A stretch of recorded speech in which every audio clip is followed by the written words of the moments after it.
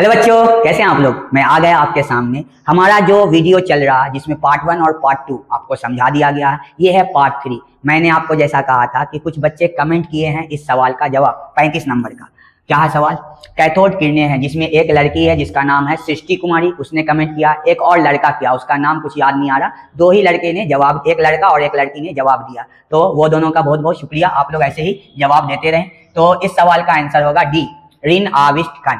हम लोग अपने वीडियो को आगे बढ़ाते हैं और इस वीडियो में आपको 17 या 18 क्वेश्चन और समझाया जाएगा। ये है पार्ट 3 और वीडियो को पूरा देखेंगे, पूरा अच्छे से समझने की कोशिश करेंगे। A to Z बात आपको बताया जाएगा। यदि कुछ ऐसे बच्चे जो हमारे ऑफलाइन क्लास में नहीं जुड़े हुए हैं, उनको कोई भी डाउट हो तो हमसे कमेंट में सवाल कर सकते हैं। मैं उसके एक्सप्लेनेशन को अच्छे से समझाने की कोशिश करूंगा। तो हमारा वीडियो अब स्टार्ट रहा। निम्न में से कौन आवेश रहित है? 36 नंबर।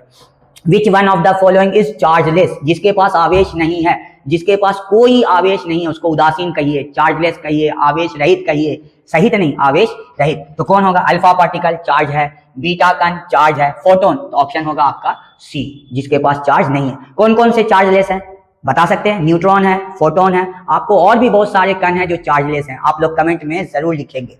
अगला सवाल, हाइड्रोजन स्पेक्ट्रम की कौन सी श्रेणी अवरक्त भाग में नहीं पाई जाती है? Which of the following part of hydrogen spectrum does not fall in infrared region? देखिए, सब इंफ्रारेड रीजन में आपको मिलता है, मगर आप जो है दो ऊपर की श्रेणियां, एक लाइमन और एक आपका बामर। तो यहाँ पर देखिए कोई ऐसा है, हाँ लाइमन श्रेणी, ये अवरक्त में नहीं पाया जाता है। लाइमन श्रेणी अवरक्त में नहीं पाया जाता है। लाइमन श्रेणी कहाँ पाया जाता है आप लोग जरूर बताएंगे। बामर श्रेणी कहाँ पाया जाता है आप लोग जरूर बताएंगे। ठीक है, अगला सवाल, Z परमाणु क्रमांक वाले परमाणु की किसी दी गई कक्षा में इलेक्ट्रॉन की ऊर्जा समानुपाती होती है Z² के। ये तो फॉर्मूला है, फेमस फॉर्मूला है, प्रूफ किया गया है, -13.6 Z² बटे n²।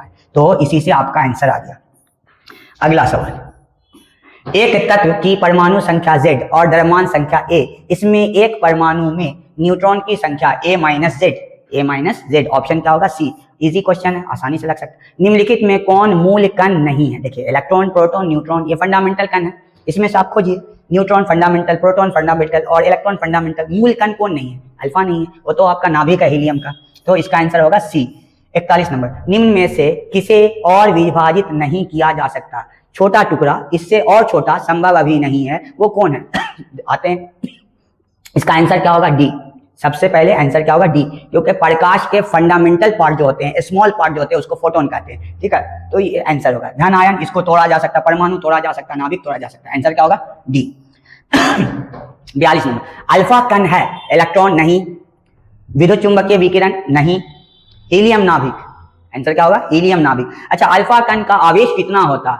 एक अल्फा कण का आवेश कमेंट में जरूर आप लोग बताइए। अगला सवाल, 43 नंबर, 7 नाइट्रोजन 14 के नाभिक में होता है। नाभिक में क्या क्या होता है? एक न्यूट्रॉन और एक प्रोटॉन। तो 7 प्रोटॉन होगा और 7 न्यूट्रॉन होगा। 7 प्रोटॉन और 7 न्यूट्रॉन। ठीक, अगला सवाल, सूर्य की ऊर्जा का कारण energy of sun is due to नाभिकीय विखंडन नहीं, नाभिकीय संलयन। ये ऑप्शन है, तो इसका आंसर क्या होगा? बी, नाभिकीय संलयन। और हाइड्रोजन बम का सिद्धांत भी नाभिकीय संलयन पर है। परमाणु बम का सिद्धांत किस पर है जरूर आप लोग बताएंगे।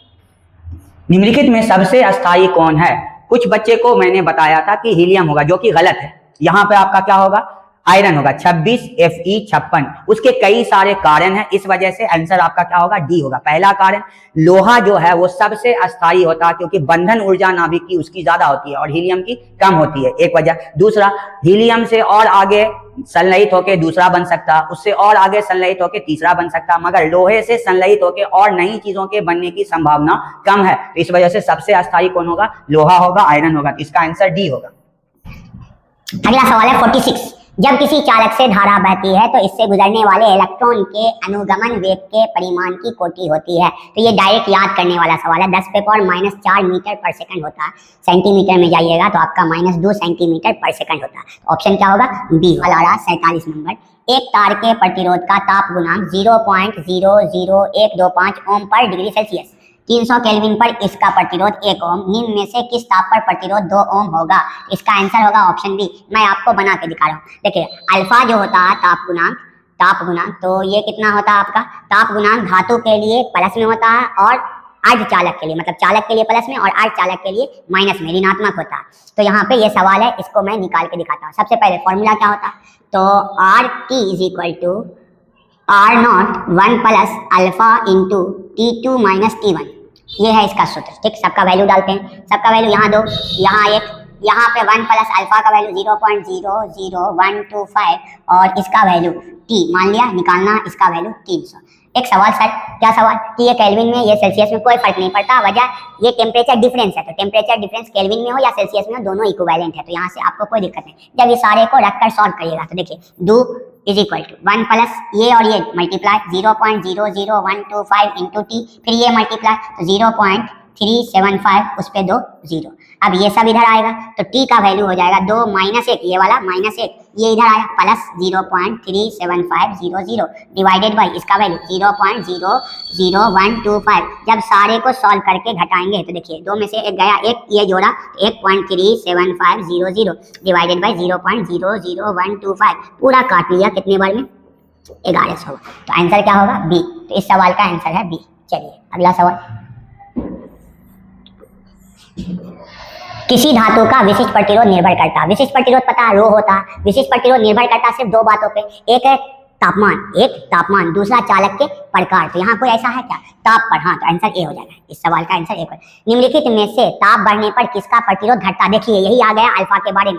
अल्फा क्या बताया मैंने, अर्धचालक में माइनस होता, तो ताप बढ़ने पर उसका प्रतिरोध घट जाता अर्धचालक में। अर्धचालक में कौन कौन है, सिलिकॉन और जर्मेनियम, तो यहाँ ऑप्शन है हाँ जर्मेनियम, तो इस सवाल का आंसर होगा जर्मेनियम। 60 वोल्ट विभवांतर पर एक परिनालिका में 15 एम्पियर की धारा प्रवाहित हो रही, तो कुंडली का प्रतिरोध, बहुत बढ़िया, विभव बटा धारा R is equal to V by R, V का 60, इसका 15, 15 चौके 60, 4 ओम, इसका आंसर क्या होगा ए। अगला सवाल, यदि 0.005 ओम के एक प्रतिरोध को 1 मेगा ओम प्रतिरोध के मध्य समांतर क्रम में जोड़ा गया है, देखिए सबसे पहली चीज समांतर क्रम में आप प्रतिरोध अगर जोड़ते हैं तो तुल्य प्रतिरोध का रिजल्टेंट रेजिस्टेंस का वैल्यू क्या हो जाता, घट जाता, डिक्रीज कर जाता, ठीक है, वो भी कितना छोटा होगा, तो जो सबसे छोटा होगा उससे भी छोटा। सबसे बेहतरीन एक एग्जांपल आपको मैं समझाता हूँ इस सवाल का आंसर, पहले आंसर लगा लेते हैं, 0.005 ओम से कम, ऑप्शन क्या होगा बी।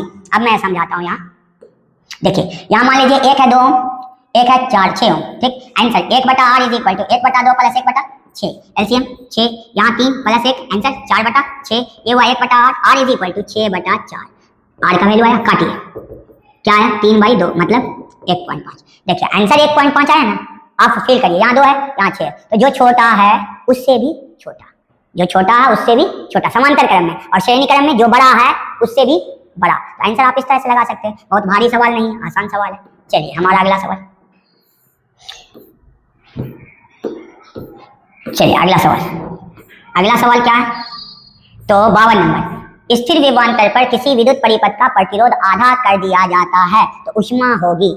स्थिर विभवांतर कौन सा क्रम, समांतर क्रम। समांतर क्रम में अगर आप लोग बात करते हैं तो उसका ऊष्मा का सूत्र जो होता है, वो सूत्र यहाँ पे मैं लिख रहा हूँ पहले, देखिए H is equal to I square R और T, ये है आपका श्रेणी क्रम के हिसाब से सूत्र। H is equal to V square उसके बाद T बाई R, ये है आपका समांतर क्रम में। तो व्युत कर्मानुपाती है ना, ये तो स्थिर है, अच्छा जितने देर के लिए जोड़ेंगे उतनी ही देर की बात होगी, तो ये भी स्थिर है, इसलिए H जो है वो व्युत कर्मानुपाती है R का। अगर प्रतिरोध आधा करेंगे तो ऊष्मा क्या हो जाएगा, 2 गुना, यदि प्रतिरोध 2 गुना करेंगे तो ऊष्मा क्या हो जाएगा, आधा हो जाएगा। सवाल क्या पूछ रहा, स्थिर विभवांतर पर किसी विद्युत परिपथ का प्रतिरोध आधा किया तो ऊष्मा क्या हो जाएगा, 2 गुना, आंसर क्या हो जाएगा 2 गुना, ठीक है। ये 53 नंबर का सवाल आप लोग के लिए है, ये लास्ट क्वेश्चन है आज के इस टॉपिक का। फिर हम लोग अगले वीडियो में मिलेंगे जो होगा हमारा पार्ट 4, जिसमें पूरा कंप्लीट सॉल्यूशन आपको मिल जाएगा। आप लोग पार्ट 1, पार्ट 2, पार्ट 3 देख लेंगे। तो इसका जवाब आप लोग दीजिए, विद्युत परिपथ की शक्ति होती है, आंसर क्या होगा VR, V square R, V square by R और V स्क्वायर RI। जो भी करेक्ट आंसर लगाएगा, जो भी आंसर देगा उसका नाम जरूर लिया जाएगा आपको अगले वीडियो में।